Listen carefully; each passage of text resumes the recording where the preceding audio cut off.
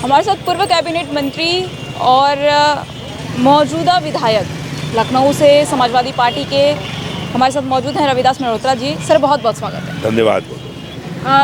राज्यसभा प्रत्याशियों की घोषणा हो चुकी है। 3 प्रत्याशी आपने उतारा है, 10 प्रत्याशियों की ज़रूरत थी।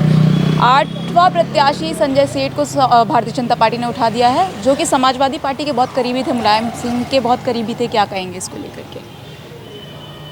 वैसे तो भारतीय जनता पार्टी की 7 सीट जितनी थी और 3 सीट हम लोगों की थी, लेकिन भारतीय जनता पार्टी धन बल से, प्रशासन बल से और तमाम तरह के तिगड़म से उन्होंने 8वां प्रत्याशी खड़ा किया है। अब जो है चुनाव होना निश्चित हो गया है।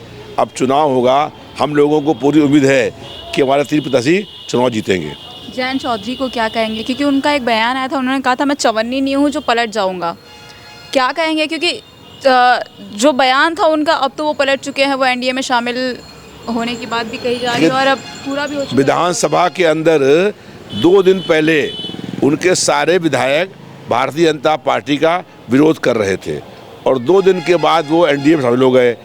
तो ये लोग कहीं ना कहीं ईडी से, सीबीआई से, इनकम टैक्स से इनको डर दिखा करके भारतीय जनता पार्टी की सरकार तोड़ना चाहती है, इंडिया मोर्चे को कमज़ोर करने का प्रयास कर रही है। लेकिन जनता की भावनाएं इंडिया मोर्चे के साथ हैं।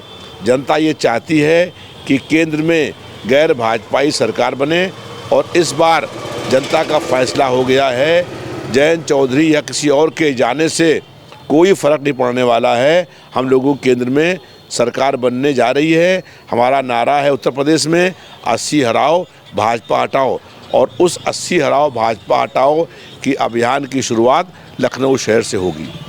किस तरीके से? क्योंकि पीडीए पखवाड़ा जगह जगह पर लगाया जा रहा है, क्या कुछ जनता का रिस्पांस मिल रहा है? हाल ही में आपको देखा गया था, आप 2-3 जगहों पर जनसभाएं भी संबोधित कर रहे थे लोगों को पीडीए पखवाड़े की तरह।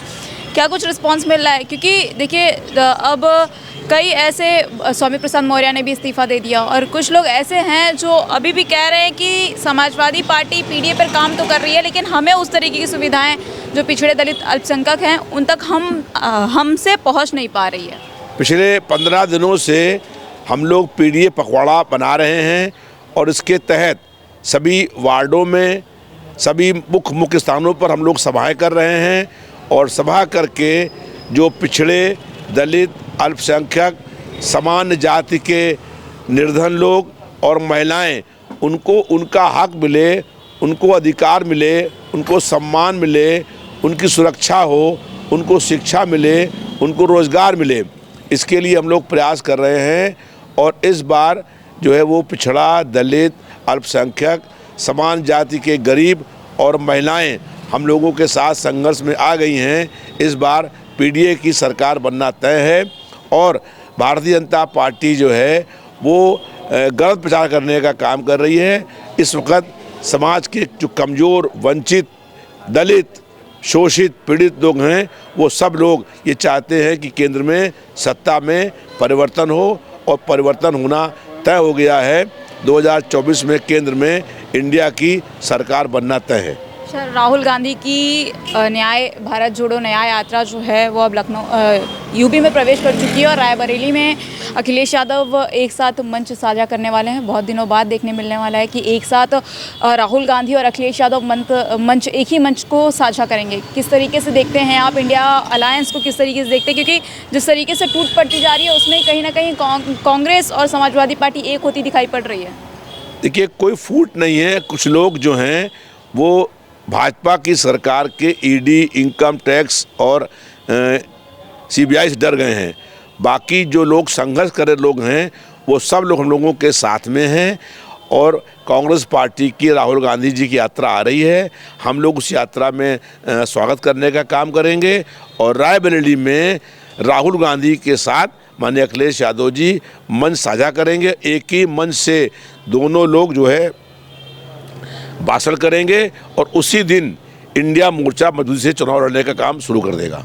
अच्छा, पल्लवी पटेल भी समाजवादी पार्टी से नाराज़ दिखाई पड़ रही हैं। उनका हाल ही में एक बयान आया था जिनमें उन्होंने कहा कि पीडीए पर समाजवादी पार्टी काम करने को कह रही है, लेकिन हम तक वो सुविधाएं पहुंच नहीं पा रही है। क्या कहेंगे उसको लेकर के? हम सब लोगों को मिल करके ये प्रयास करना होगा कि समाज के वंचित, शोषित, पीड़ित, दलित, पिछड़े वर्ग के लोग, अल्पसंख्यक और समान जाति के जो गरीब लोग हैं, महिलाएं हैं, उनको उनका अधिकार दिलाने के लिए, उनको सम्मान दिलाने के लिए हर तरीके का प्रयास करने का काम करें।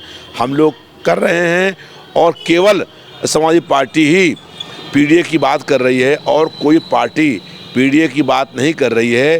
भारतीय जनता पार्टी आरक्षण को समाप्त करने का प्रयास कर रही है। इसलिए उन सब लोगों से अपील है जो ये चाहते हैं कि समाज के वंचित, शोषित, पीड़ित, दलित, पिछड़े वर्ग के लोग, अल्पसंख्यक और जो कमज़ोर जाति वर्ग के लोग हैं उनको न्याय मिले, अधिकार मिले, तो उन्हें समाजवादी पार्टी को मजबूत करने का काम करना होगा। अच्छा रवि जी, एक चीज़ और देखिए सामने आ रहा है, लोग कह रहे हैं हाल ही में सपा कार्यालय पर जिस तरीके से जया बच्चन आई थी और एक मूर्ति रखी गई शिव भगवान की और उनकी पूजा अर्चना की गई, उसके बाद इटावा में उस मंदिर को बनाया गया है और वहाँ पे उनकी मूर्ति को स्थापित भी किए जाने के बाद कहा जा रहा है कि अभी तक भारतीय जनता पार्टी जो है वो राम की राजनीति कर रही थी, राम मंदिर को लेकर के राजनीति कर रही थी। अब अखिलेश यादव भी मंदिर की राजनीति में उतर आए हैं और उन्होंने शिव को ला दिया था। क्या राम वर्सेस शिव देखने को मिलेगा क्या? देखिए, हम सब लोग जो हैं सब धर्मों का बराबर सम्मान करते हैं और हर धर्म की जो लोग जहाँ पूजा करते, जहाँ उनकी आस्था है, उस पर हम लोग विश्वास करते हैं। सब लोगों को ये बात की छूट हो जाइए कि जो चाहें, जिसकी चाहें पूजा करे, जो उसके आराध्य उनकी पूजा करें और कोई किसी वर्सेस की बात नहीं है। बहुत से लोग भगवान शंकर को मानते हैं, बहुत लोग विष्णु जी को मानते हैं, बहुत लोग कृष्ण जी को मानते हैं, बहुत दुर्गा माता को मानते हैं, बहुत काली जी को मानते हैं और बहुत बड़ी संख्या में लोग हनुमान जी के भक्त हैं और बहुत लोग गणेश जी के भक्त हैं। तो सब लोगों को, सब देवताओं के अपने अपने आराध्य हैं और उनको पूजा करने का अधिकार होना चाहिए। अखिलेश जी तो विधानसभा में कह रहे थे हम कृष्ण भगवान के वंशज हैं, हम कृष्ण भगवान के, इसमें फिर शिव जी की मूर्ति क्यों? देखिए, भगवान श्री कृष्ण के उनका वंशज हैं। भगवान श्री कृष्ण और भगवान राम एक ही हैं। भगवान राम जी का अवतार बाद में भगवान श्री कृष्ण के रूप में हुआ और विष्णु भगवान के दोनों अवतार थे। भगवान शंकर जो हैं वो महादेव हैं, देवों के देव हैं, महादेव हैं, उनकी भी हम लोग पूजा करने का काम करते हैं। हम लोग ये चाहते हैं कि सब धार्मिक पुस्तकों का और सभी धर्मों का सब लोग सम्मान करें, आपसी भाईचारा मजबूत करें और धर्म के नाम पर राजनीति करके लोगों को लड़ाने का हम लोग पक्षधर नहीं हैं।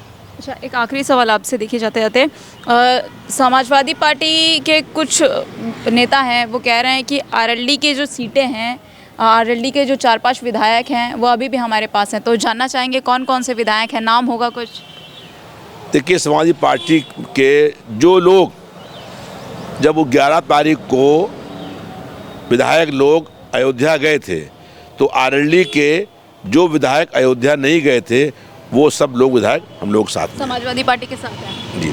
वो उन लोगों ने जयंत चौधरी की बात नहीं मानी और वो नहीं गए और उसके बाद जो है वो सभी लोग हम लोगों के संपर्क में हैं। जब हम लोग चाहेंगे तो वो हम लोग पार्टी भी आ जाएंगे।